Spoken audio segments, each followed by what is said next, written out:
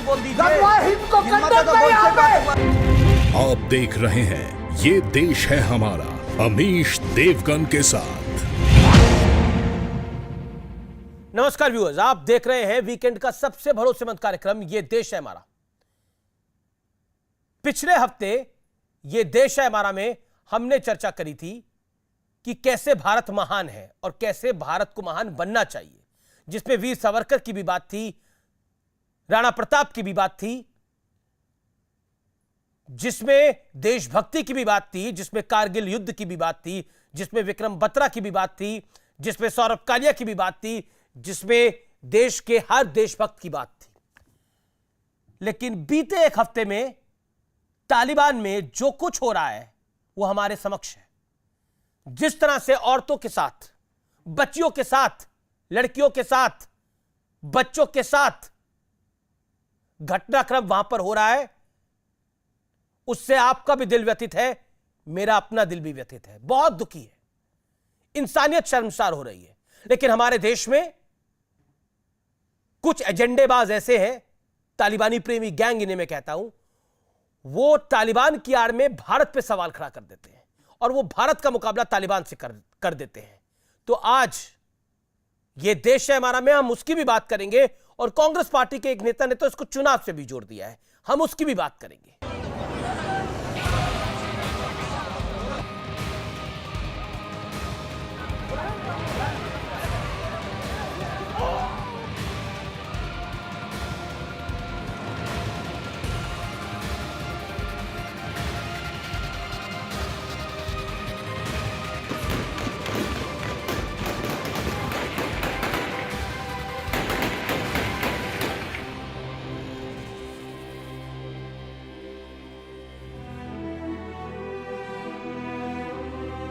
तालिबान पर देसी घमासान से पहले जरा वो तस्वीर देख लीजिए जिस पर पूरी दुनिया के आंसू छलक गए हैं।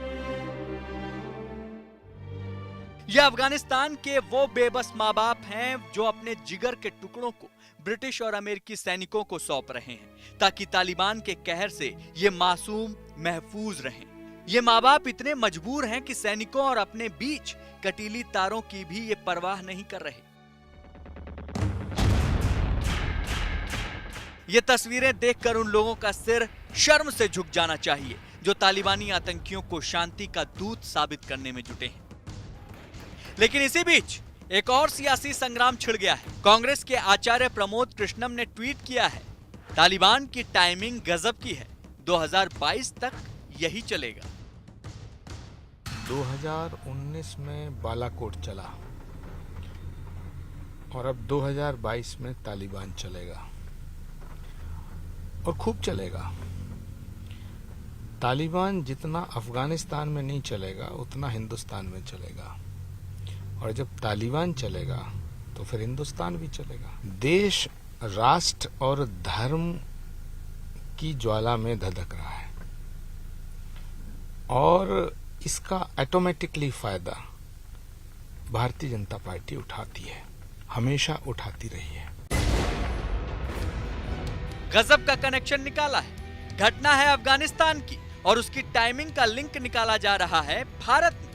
अब जरा असदुद्दीन ओवैसी को भी सुन लीजिए। आपको मालूम हमारे मुल्क में 4 करोड़ 60 लाख बच्चियां गायब हो जाती हैं। 9 में से एक फीमेल बच्ची 5 साल की उम्र होने से पहले मर जाती है। इनको कहां की फिक्र है? वहां की फिक्र है, इनको वहां की फिक्र है। इनको अफगानिस्तान में ऐसा हो रहा और तुम पे ऐसा हो रहा। अरे यहां नहीं हो रहा, महिलाओं का रेप होता खवातीन का भारत में, उसकी बात नहीं, वहां कहीं हो रहा, वहां पे हो रहा। बड़ी मोहब्बत हो गई आपको, क्यों दिखा रहे मालूम आपको? Better to send OVAs to Afghanistan to protect their women and protect their community. उधर सपा सांसद शफीकुर रहमान बर्क के तालिबान को स्वतंत्रता सेनानी बताने के बाद उनके बेटे भी अफगानिस्तान फतह के लिए तालिबान को मुबारकबाद दे रहे हैं। उन्होंने आकर अटैक किया और अफगानिस्तान से मतलब तालिबान से उनसे लड़ने गए नहीं, तो इसमें मैं समझता हूँ तालिबान की कोई गलती नहीं है। और तो इसलिए हम जो हैं तालिबान को मुबारकबाद देते हैं। इस बीच पीएम मोदी ने आतंकवाद के खिलाफ कड़ा और बड़ा संदेश दिया है। जो तोड़ने वाली शक्तियां हैं, जो आतंक के बलबूते साम्राज्य खड़ा करने वाली सोच है, वो किसी कालखंड में कुछ समय के लिए भले हावी हो जाए, लेकिन उसका अस्तित्व कभी स्थायी नहीं होता। वो ज्यादा दिनों तक मानवता को दबाकर नहीं रख सकती। लेकिन बड़ा मुद्दा अफगानिस्तान की घटना को 2022 से जोड़ने का है और सवाल है कि क्या हर बात को चुनावी रंग देना जायज है? लव जिहाद के खिलाफ कानून बने, धर्मांतरण गैंग पर शिकंजा कसे या फिर यूपी में आतंकियों के खिलाफ एटीएस का एक्शन हो, इन सभी बातों को चुनाव से क्यों जोड़ दिया जाता है? और तालिबानी लड़ाके क्या भारत में चुनाव की टाइमिंग का इंतजार कर रहे थे? आज इसी पर होगी देश की सबसे बड़ी बहस। और अब वक्त है विश्लेषण का। सियासत में तालिबान कार्ड का विश्लेषण सुनिए। आतंकी अपनी क्रूरता दिखाने के लिए चुनाव का इंतजार नहीं करते। बालाकोट में जब स्थिति हुई थी तब भी उसे चुनाव से जोड़ा गया था, और अब तालिबान में जिसका भारत से कोई लेना देना नहीं है, भारत की चुनाव प्रणाली से कोई लेना देना नहीं है, एक आतंकी संगठन वहां पे कब्जा करके बैठ गया है, उसको आचार्य प्रमोद कृष्णम जो कि कांग्रेस के नेता है, उन्होंने सीधा सीधा 2022 के चुनाव से जोड़ दिया है। पुलवामा हमले में भी कई नेताओं ने चुनावी एंगल को खोजा था। भारत में चुनाव की टाइमिंग आतंकियों के लिए शुभ मुहूर्त नहीं है, यह मैं बात कहना चाहता हूं। आतंकवाद जैसे गंभीर मुद्दे को सियासी फायदा खोजना बेहद गलत है। भारत में होने वाले चुनाव से तालिबान का क्या लेना देना है, यह सवाल मैं आखिर में पूछता हूं। मेरे साथ बात करने के लिए संबित पात्रा है, भारतीय जनता पार्टी के प्रवक्ता आचार्य प्रमोद कृष्णम हमारे साथ खुद जुड़ रहे हैं, जिन्होंने ये पूरा बयान दिया है, जिन्होंने ये ट्वीट किया है। आरएन सिंह मेरे साथ है, जाने माने रक्षा विशेषज्ञ शादाब चौहान है मेरे साथ, नेता पीस पार्टी के, शांति की पार्टी है, उत्तर प्रदेश में ये भी चुनाव लड़ने जा रहे हैं। शोएब जवाई हैं अध्यक्ष आईएमएफ के, उनका भी स्वागत है। मैं तमाम मेहमानों से पर जाने से पहले आरएन सिंह आपसे 30 सेकंड में एक बात पूछना चाहता हूं। तालिबान का और भारत के चुनाव का कोई संबंध आपको दूर से पास से दिखाई देता है? फिर मैं आचार्य जी के पास चलूंगा। जो उत्तर प्रदेश में चुनाव है, जरूर दिखाई दे रहा है। जो नहीं, एक संबंध तो जरूर दिखाई दे रहा है कि जो लोग आपके यहाँ जो पैनलिस्ट आ रहे हैं एक विशेष वर्ग के, वो तो ऐसा लग रहा है जैसे कि वो अफगानिस्तान में वो तो चुनाव लड़ने वाले हैं, और जब खुल के समर्थन कर रहे हैं तालिबान के तौर तरीके का, उसके इन्वेजन का, जब गजवाए हिंद का, तो एक कॉन्स्टिट्यूएंसी को वो केटर कर रहे हैं। तो आप इसको उल्टी नजर से देखिए ना। इनकी दुकान तो इन्हीं तालिबानी सोच से ही चल रही है ना जी। तो ये हर वोटर को ये तालिबानी चश्मे से देखते हैं। ये तो निजाम मुस्तफा के चश्मे से देखते हैं, गजवाए हिंद के चश्मे से देखते हैं। तो तभी तो तालिबान के ये समर्थक है ना, तो किसको केटर कर रहे हैं? और देखिए साहब, ये थोड़े मोड़े लोग नहीं है ये ना। ये अगर किसी ने ऐसा कहा तो कृपया मेरे को मत डिबेट में। थोड़े मोड़े लोग नहीं है, majority of them are like that. Majority of them are like that. ये बहकावा या बहलावा ये भूल जाएं। Handful of people, they know, but you can't paint everybody with the same brush. Nonsense. Please don't waste my time. ये थोड़े लोग नहीं है, ये पूरी इनकी सोच है। और अभी आप देखिएगा आपके डिबेट में जो लोग आए हैं उनका ध्यान दीजिएगा उनके लफ्जों पे। और ये जो आचार्य जी जो हैं, यार कुछ क्या इन पर टिप्पणी करूं मैं? ठीक है, आप टिप्पणी ना करिए। मैं आचार्य जी का मैं रुख कर लेता हूं। आचार्य जी, क्या आपको लगता है कि 2022 के चुनाव से आपने सीधे तौर पर जोड़ दिया, और आपने एक न्यूज़ 18 को एक साक्षात्कार भी दिया, एक इंटरव्यू भी दिया, जिसमें आपने ये बोला, देखिए बालाकोट का फायदा बीजेपी को हुआ था, इसका फायदा भी हो जाएगा। आपका कहने का क्या मतलब है? मुल्ला बिरादर को बीजेपी ने बोला है कि वो तालिबान पे, अफगानिस्तान पे जाके कब्जा कर ले, मुझे बताइए।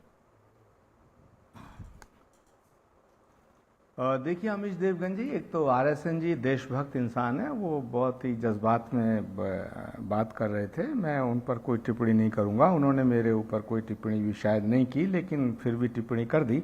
मगर मैं राष्ट्रभक्तों का सम्मान करता हूँ, उन्हें नमन करता हूँ, उनसे स्नेह करता हूँ।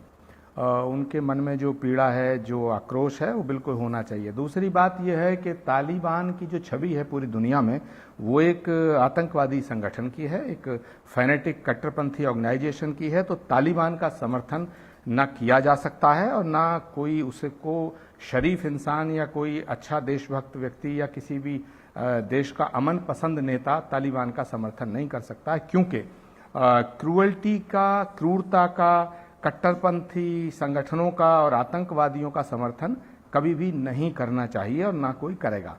जहां तक सवाल है आप मेरे ट्वीट का जो प्रश्न उठा रहे हैं, तो मैंने कोई गलत नहीं कहा। मैंने तो संबित पात्रा जी यहाँ बैठे हैं, भारतीय जनता पार्टी के वरिष्ठ नेता भी हैं, विद्वान प्रवक्ता भी हैं। इन्हें तो खुश होना चाहिए कि भाई अब अफगानिस्तान में तालिबान आया है। तो तालिबान अफगानिस्तान में आया, लेकिन अफगानिस्तान के उस तालिबान का भूत भारत में आ गया है। मैं आपसे ही पूछना चाहता हूं कि पिछले 4-5 दिन से कोई खबर तो है नहीं, सिर्फ तालिबान है। तो मैं तो कहना चाहता हूं, शोले फिल्म में एक डायलॉग था कि सो जा बच्चे नहीं गब्बर सिंह आ जाएगा। तो भारतीय जनता पार्टी तो अब उत्तर प्रदेश में यही कहेगी ना कि भाई पर 2022 का हमें जिक्र वोट तो नहीं आपने दोगे तो किया है, तालिबान आ जाएगा। यूपी का 2022 का जिक्र तो आपने किया है, संबित पात्रा ने नहीं किया है। तो संबित पात्रा से सवाल पूछते, 2022 का जिक्र तो आपने किया है। देखिए अमीश देवगन जी, आप बहुत ही वरिष्ठ पत्रकार हैं। तालिबान का समर्थन नहीं किया जा सकता, लेकिन तालिबान पे सियासत की जा सकती है और सियासत हो रही है। अब सियासत कैसे शुरू हुई है भाई? उत्तर प्रदेश के चीफ मिनिस्टर योगी आदित्यनाथ जी ने विधानसभा में बोला कि कुछ लोग हैं जो तालिबान का समर्थन करते हैं। तो चीफ मिनिस्टर आदरणीय योगी आदित्यनाथ जी को जो लोग तालिबान का समर्थन करते हैं उनके खिलाफ कार्रवाई करनी चाहिए, क्योंकि वो चीफ मिनिस्टर हैं। दूसरी बात है, सियासत शुरू तब होती है जब देश के कई पॉलिटिकल पार्टी के नेता तालिबान के समर्थन तो में खड़े हो जाते हैं। नहीं, मैं ये समझने की कोशिश, आप 1 मिनट और इंतजार कर लीजिए। मैं ये समझने की कोशिश कर रहा हूं कि तालिबान का मुद्दा आने से बीजेपी को फायदा क्यों हो जाएगा? आपने ऐसा क्यों मान लिया? मैं आपकी राजनीतिक समझ को समझने की कोशिश। हाँ, ये बात ठीक है। मैं आपको बताना चाहता हूं, बहुत ही गंभीर प्रश्न है और मैं बड़ी जिम्मेदारी से जवाब दे रहा हूं। जब बालाकोट में सर्जिकल स्ट्राइक हुई तो वो तो हमारे देश की सेना ने की, हम सैल्यूट करते हैं। हम सेना का सम्मान हम ही नहीं करते, इस देश का बच्चा बच्चा करता। पूरी दुनिया में हमारी सेना पर गर्व किया जाता, हमें गर्व है।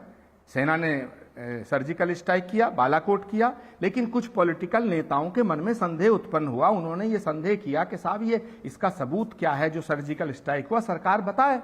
तो सरकार बताने की बजाय सरकार ने उन सब नेताओं को देशद्रोही सिद्ध करना शुरू कर दिया। अरे तो वो सबूत मांग रहे थे, वो भारत की सेना से सबूत मांग रहे थे कि सबूत लाइए। मांग रहे थे कि नहीं मांग रहे थे? नहीं। नवजोत सिंह सिद्धू तो आप कह रहे थे कि चील कौवे मार के आए हैं, जिनको अध्यक्ष बना दिया आपने पंजाब का। नहीं, जो कैप्टन अमरिंदर सिंह सेना के साथ खड़े थे उनको साइडलाइन कर दिया है। हुआ है कि नहीं हुआ? हाँ, नहीं, नहीं, ये सत्य है सर। पार्टी में है, आप उस समय की बाइट्स उतार के देखिए, यही सरदार नवजोत सिंह सिद्धू सवाल खड़ा करते थे बालाकोट एयर स्ट्राइक्स के ऊपर। कितने दरख्त गिराए हैं, कितनी दीवारें तोड़ी हैं, यही एग्जैक्टली बोलते थे ना वो। कितने चील कौवे मार के आए हैं। अमीश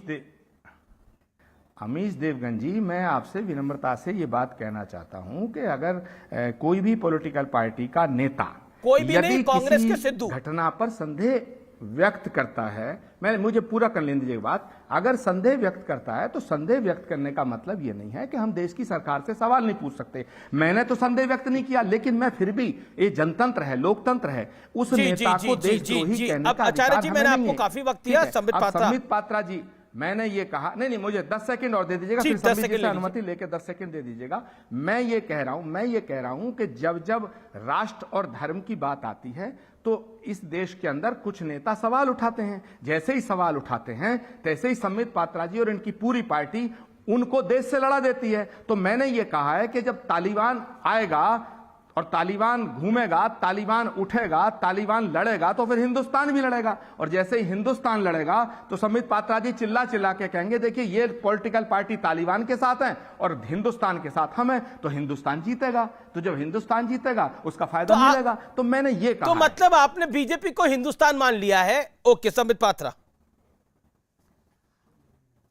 देखिए मैंने नहीं मान लिया, ये कहेंगे और अमीश देवगन जी ये कहेंगे। चलिए अब मैं बोल लूं। धन्यवाद। अब संबित जी बोलें। अमीश जी हमले करें। मैं इसको जरा बहुत अच्छे तरीके से बहुत साधारण शब्दों में समझा देता हूं। अब देखिए ये कांग्रेस पार्टी इतनी क्यों डरी हुई है? अफगानिस्तान में घटना चक्र हो रहा है, महिलाओं का कत्लेआम अफगानिस्तान में हो रहा है, बच्चों का कत्लेआम अफगानिस्तान में हो रहा है, दिल दहल रहा है पूरे विश्व का, मगर कांग्रेस पार्टी को चुनाव का क्यों पड़ा हुआ है? मैं बताता हूं कांग्रेस पार्टी और ये सपा बसपा ये सब क्यों डरे हुए हैं चुनावी दृष्टिकोण से। उस भूत का, उस जिन्न का नाम है तुष्टीकरण। आप बताइए जरा, ये Congress party Osama bin Laden जैसे कुख्यात आतंकवादी को ओसामा जी क्यों कहती थी? ये क्या कोई टंग स्लिप होता था बार बार? ओसामा बिन लादेन को ओसामा जी कह के, हाफिज सईद को हाफिज जी कह के ये सोचते थे कि एक बहुत बड़ा चंक है हिंदुस्तान में जिसको खुश किया जा सकता है। रोहिंग्या मुसलमान के ऊपर आतंकवादी हमले या जो भी हमले हो रहे थे वो म्यांमार में हो रहे थे, हमारे देश में कुछ नहीं हो रहे। मगर आजाद मैदान में 2 लाख लोगों का इकट्ठा होना, उनके लिए हिंदुस्तान की सरकार को जिम्मेदार ठहराना, जबकि ये सब कुछ म्यांमार में हो रहा था। कांग्रेस का उनके साथ खड़ा हो जाना, रोहिंग्यान हाय रोहिंग्यान के नारे लगाना, ये क्यों हो रहा था? ये सीएए में अब ये कांग्रेस पार्टी कह रही है आप सिख भाइयों को अफगानिस्तान से लाओ, उनको हिंदुस्तान में बसाओ। जब सीएए लाया गया था तो यही कांग्रेस पार्टी विरोध में थी। क्यों थी? क्योंकि तुष्टीकरण करना था। इनको लगता है हिंदुस्तान में एक बहुत बड़ा वर्ग है जिसको इस प्रकार से तुष्टीकरण किया जा सकता है, और तालिबान के खिलाफ अगर ये लोग कह देंगे तो ये बड़ा वर्ग नाराज हो जाएगा। इसलिए ये जो दृश्य आप लोग टीवी में दिखा रहे हैं ये तो बड़ी बर्बर है। ये जो बच्चे को उठा के ले जा रहे हैं, कोई भी जो भी व्यक्ति साउंड माइंड में होगा वो इसके पक्ष में तो कह ही नहीं सकता है, चाहे कितनी भी वो स्वरा भास्कर टाइप्स हो। मगर स्वरा भास्कर को भी 5 बार तो सोचना पड़ेगा। फिर वो बोलेगी कि देखो जी ये हिंदू टेरर, ये बड़ा फैशनेबल है। मतलब हाथ में वाइन का ग्लास लेके बीच में लेट करके ये बोलेंगे अच्छा महिलाओं के ऊपर अत्याचार हो रहा है, ये हिंदू टेरर भी तो वही है। थोड़ा सा वाइन बीच में पी लेंगे, बोलेंगे हाँ थोड़ा वाइन पी लेती हूं, हाँ ये हिंदू टेरर, इसमें कोई फर्क नहीं है। मतलब ये इनकी हिपोक्रेसी इतनी गंदी है, इनकी डबल स्पीक इतनी गंदी है कि खुद ये अपने डबल स्पीक से डरते हैं जी। ये जो आचार्य जी बोल रहे हैं बिल्कुल सही बोल रहे हैं। ये कांग्रेस पार्टी, ये समाजवाद, ये अपने ही डबल स्पीक से डरे हुए हैं कि अब हम क्या करेंगे, तालिबान के खिलाफ कैसे बोलेंगे। अब तालिबान के खिलाफ नहीं बोलेंगे तो लोग हमें माफ नहीं करेंगे, और तालिबान के खिलाफ बोल देंगे तो मुसलमान वोट नहीं देंगे, तो हम करें भी तो क्या करें। मतलब ये दुविधा में पड़े हुए हैं, तालिबान के खिलाफ बोले या नहीं बोले, बोले तो मरे ना बोले तो मरे। क्योंकि राहुल गांधी ने कहा था ना, हाँ हम तो मुसलमानों की पार्टी हैं, अब क्या करिए। मतलब राहुल गांधी क्या करेंगे बोली। मतलब ये अमीश देवगन ने राहुल गांधी को दोनों तरफ से फंसा दिया है। मतलब ये मीडिया ने, ये तभी सभी अभी पवन खेड़ा मेरे साथ थे किसी चैनल में, वो चिल्ला चिल्ला कर भाषण दे रहे थे कि ये मीडिया वाले बहुत बदमाश है, ये क्यों सुबह शाम तालिबान को दिखा रहे हैं। इस अपीजमेंट की राजनीति के कारण आप आज तालिबान के साथ खड़े नजर आते हैं। आपको डर लग रहा है कि कहीं हम चुनाव ना हार जाएं। आपको क्या लगता है आचार्य जी, मोदी जी ने कराया है ये? और आचार्य जी मैं आपको आज आपका तो मैं बहुत सम्मान करता हूं, क्योंकि कम से कम आप चिल्लाकर डिबेट नहीं करते हैं, मगर इस देश की राजनेताओं की मैं हालत बता रहा हूं। यहां पर गाने गाए जाते हैं, कैसे गाने में बताता हूं। नबी के बिन नजारों को नजारा हो नहीं सकता, मुझे अपना कहो चाहे मुझे गैर कह देना, नहीं है जो मोहम्मद का वो हमारा हो नहीं सकता, नहीं है जो मोहम्मद का वो हमारा हो नहीं सकता। ये तो लोग चुनावी भाषण में कहते हैं, ये तो अपीज करने के लिए कहा जाता है। आचार्य जी का बहुत सम्मान करता हूं, मगर ये जो राजनीति हो रही है ये उचित नहीं। देखिए संबित पात्रा जी ने बड़े तीखे हमले किए, लेकिन बड़ी सहजता से किए, बड़ी सादगी के साथ किए, जहर में बुझे हुए तीर चलाए। मैं कहना चाहता हूं, साफ कह देना चाहता हूं अमीश देवगन जी आपके राष्ट्रीय चैनल पर, कि तालिबान का या किसी भी आतंकवादी संगठन का ना तो मैं समर्थन करता हूं और ना कर सकता हूं, ना कांग्रेस ने कभी आतंकवादियों का समर्थन किया है, चाहे वो आतंकवाद धर्म के नाम पे हो, भाषा के नाम पे हो या सियासत के नाम पे हो। दूसरी बात, संबित पात्रा जी हिंदुस्तान के मुसलमानों को तालिबान से जोड़ने की कोशिश मत करिएगा। हिंदुस्तान के मुसलमान ने तालिबान का समर्थन नहीं किया, लेकिन आप तो चाहते हैं कि कुछ मुसलमान नेता तालिबान का समर्थन करें। जैसे ही वो समर्थन करेंगे तैसे ही आपको मौका मिलेगा हिंदुस्तान के मुसलमानों को तालिबान से जोड़ने का। हाँ, वो आपकी इच्छा पूरी हो रही है। कुछ लोग हैं जो तालिबान का समर्थन कर रहे हैं, और मैं ये दावे के साथ कह रहा हूं अमीश देवगन जी कि जो मुस्लिम लीडर या जो समाजवादी पार्टी के नेता तालिबान का समर्थन कर रहे हैं वो कभी अफगानिस्तान नहीं गए होंगे, ना उन्होंने कभी मुल्ला बरादर से मुलाकात की होगी, ना उन्होंने मुल्ला उमर देखा होगा, लेकिन वो तालिबान का समर्थन कर रहे हैं और यहीं से सियासत शुरू हो रही है। यही मैं कह रहा हूं। और तो आपको, मुझे ये समझ में नहीं आ रहा, आप परेशानी में क्या है? आपको क्यों लग रहा है कि 2022 में बीजेपी जीत जाएगी अगर यही सब कुछ चलता रहा? आप क्यों हार जाएंगे? मुकाबला तो बराबर का होगा। क्या आपको लगता है प्रियंका गांधी वाड्रा कमजोर चेहरा है? बहुत अच्छा सवाल, बड़ा 20 सेकंड में जवाब दे दीजिए। नहीं, बहुत अच्छा सवाल है। जी, बहुत अच्छा सवाल, बहुत अच्छा सवाल है। जब कोई भी मुद्दा देश, धर्म, राष्ट्र से लड़ता है तो मुद्दा हार जाता है। और अमीश देवगन जी, मैं आपसे कह रहा हूं, महंगाई फुर, वैक्सीन का प्रॉब्लम फुर, कोरोना फुर, किसान प्रॉब्लम सब खत्म हो गई, बेरोजगारी खत्म हो गई, अब तालिबान चल रहा है और 5 दिन से आप भी तालिबान चला रहे हो। मैं ये नहीं कह रहा कि आपके चैनल का एजेंडा ये डिसाइड बीजेपी कर रही है, मैं ये नहीं कह रहा, मैं ये आरोप नहीं लगाना चाहूंगा। मैं ये भी नहीं कह रहा कि मैं आपका चैनल का एजेंडा डिसाइड करना चाहता हूं। आपका चैनल स्वतंत्र चैनल है, बड़ा चैनल है, लेकिन जो हो रहा है उस पर टिप्पणी करना तो मेरा अधिकार है भाई, डेमोक्रेटिक राइट है। मैं अगर ये कह रहा हूं कि 5 दिन से तालिबान चल रहा है, तालिबान हिंदुस्तान नहीं आया। आपको 50 दिन तक किसान चलता हुआ नहीं दिखा? आपको 50 दिन तक किसान चलता हुआ नहीं दिखा? आपको सीए चलता हुआ नहीं दिखा, लेकिन आपको तालिबान से डर लग रहा है, तालिबान की बात होने से डर लग रहा है। और 100 दिनों तक या उससे भी ज्यादा दिनों तक शाहीन बाग चला, वो आपको चलता हुआ नहीं दिखा, लेकिन आपको तालिबान से डर लग रहा है। संबित पात्रा। नहीं, अमीश देवगन जी, मैं शाहीन बाग चला, अमीश देवगन जी शाहीन बाग चला, वो भी हमने देखा। आपने किसान आंदोलन चलाया, वो भी हमने देखा, लेकिन अब तालिबान चल रहा है। बिल्कुल बिल्कुल, संबित जवाब। हम चाहते हैं देश के लिए नहीं, संबित जी जवाब दें, देश के लिए। अच्छा आचार्य जी, अब संबित को सुन लीजिए। संबित पात्रा, आपकी मन की हो रही है बेसिकली, आचार्य प्रमोद कृष्णम इधर उधर की बात घुमा फिरा के ये कहना चाह रहे हैं आपके मन की हो रही है। मैं तो साफ कह रहा हूं, आश्चर्य लग रहा है अमीश भाई। अब मैं बोल लूं प्रभु, एक तो मैं बधाई भी दे रहे हैं तालिबान का, हमें बताइए। धन्यवाद। आपको बधाई।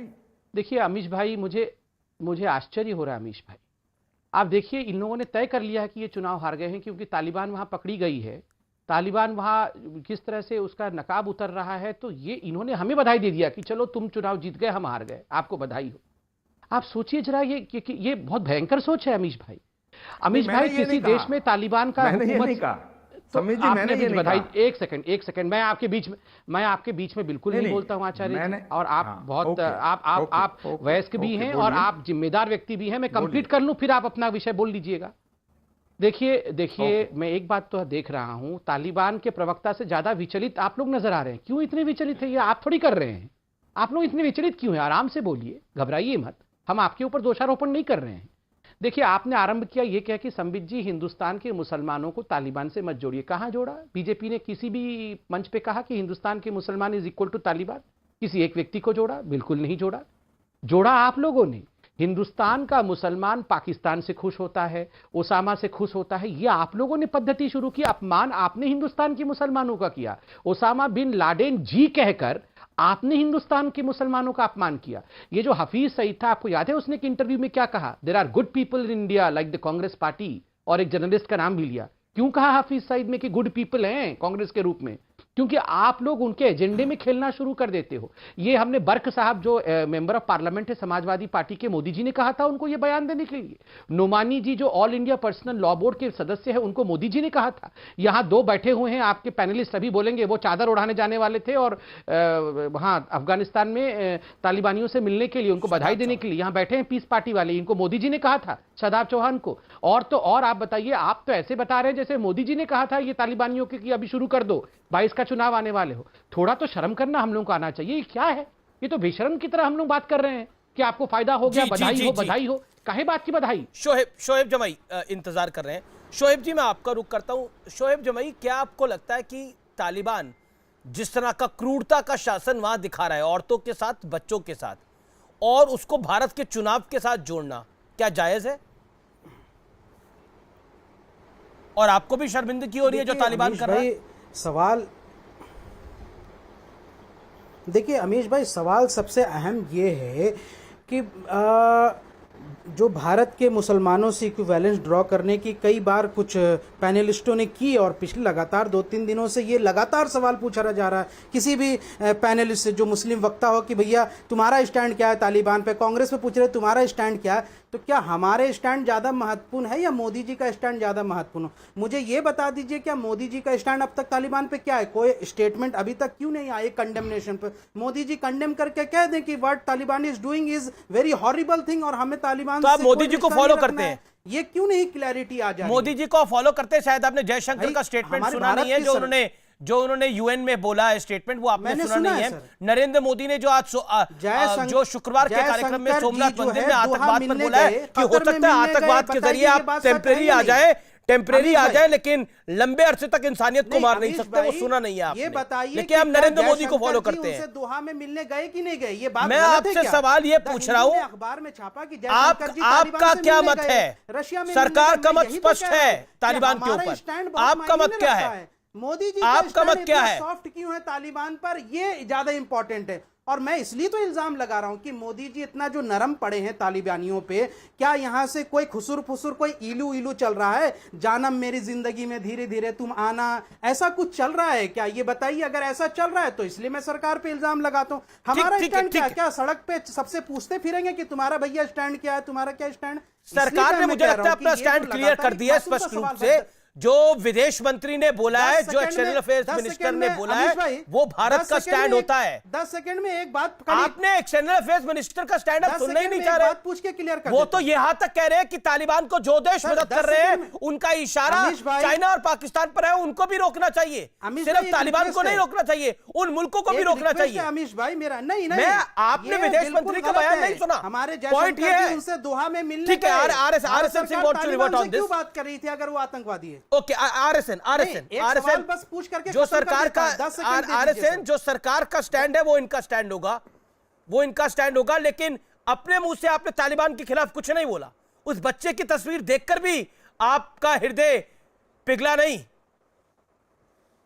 शोएब जवाई, आरएसएन देखिए हमारे यहाँ हाथरस में कांड हुआ तो हमारा दिल पिघल गया। उस कानपुर की बच्ची का दिल हाथरस का मुकाबला तालिबान से कर रहे हैं जी। संबित पात्रा जी का नहीं क्या करते? यही तो दिक्कत है आप लोगों की। कह रहा हूं कि उस आप हाथरस का मुकाबला तालिबान से कर रहे हैं। करके मुझे पिघल गया था जब वो अपने बाप के साथ जो है रो रही थी और उसको जबरन गुंडे जय श्री राम के नारे लगवा रहे थे, तब मेरा दिल पिघला। जय श्री राम वाले तो गुंडे हैं और ये तालिबानी तो हीरो है। जल रही है तो मेरा तालिबानी तो हीरो है। हाथरस में बच्ची का रेप हुआ तो मेरा दिल पिघल रहा है सर। ठीक है, आरएसएन सिंह काफी देर से इंतजार कर रहे हैं। संबित पात्रा जी कुछ कहना चाहते हैं। Sambit Patra wants to respond to this. आरएसएन फर्स्ट यू। हाँ नहीं, मैं देखिए एक सुरक्षा विशेषज्ञ के हैसियत से ये कहना चाहता हूँ कि जो इन्होंने कहा कि आप ये बार बार ये तालिबान एक नई फिज़ा में ये एक नया एक नैरेटिव, एक एजेंडा छाया हुआ है। साहब ऐसा है कि तालिबान के साथ कौन लड़ रहा है? लश्कर तोयबा। तालिबान के साथ कौन लड़ रहा है? जैश ए मोहम्मद। तालिबान के तार कहाँ से हैं जुड़े हुए हैं? वो हैं आपके देवबंद से। कैसे हकानिया सेमिनरी, जहाँ पर which is called Oxford of Islam, वो देवबंद के आइडियोलॉजी से गाइडेड है। ये सारे देवबंदी ऑर्गेनाइजेशन है, देवबंदी की ये है। हथियार, नारकोटिक्स, लड़के, चाहे जो भी सप्लाई कर रहा हो, लेकिन ये गंदी विचारधारा देवबंद से हो रही है। नहीं, सुनिए, ये गंदी, वो मौलाना मसूद अजहर भी देवबंदी है। मौलाना मसूद अजहर भी देवबंदी है। मौलाना मसूद अजहर भी देवबंदी है। एक भी तालिबे इल्म जो है यहाँ से देवबंद से नहीं पढ़ा है। आप झूठी खबर फैला रहे हैं। ये मौलाना महमूद मदनी का ऑफिशियल स्टैंड है, ऑफिशियल बयान है देवबंद का। आप झूठ मत फैलाइए देवबंद के नाम पर। ये अरे एक जब युग भारत है, आजाद, जब भारत कोई गुलाम था, सोशलिज्म के नाम अफगानिस्तान पे, और इंडिया ये और सोशलिज्म पाकिस्तान के जब नाम साथ पे थे, तालिबान तो का उस जमाने में कभी invasion पढ़ा नहीं हुआ करता है। होगा जो 150 ये साल कोई- पहले की बात थी। ये लेकिन pure आज and के pure जमाने में इस्लाम के किसी नाम भी पर है। तालिबान के और लड़ाकों इसकी का आग- देवबंद से कोई इसकी पढ़ने का आग इतिहास नहीं पहले है, कश्मीर में कोई भी रिकॉर्ड आई नहीं है, थी। आप झूठ इसकी बोलते हैं। ठीक है, आग देखिए केरला देखिए तक पहुंच चुकी देवबंद के है। साथ उसका क्या नाता है, क्या रिश्ता है, वो बहस का विषय इस समय नहीं है। लेकिन सोच क्या है वो महत्वपूर्ण है। यह देश है हमारा में रुकना होगा एक ब्रेक के लिए। आप देखते रहिए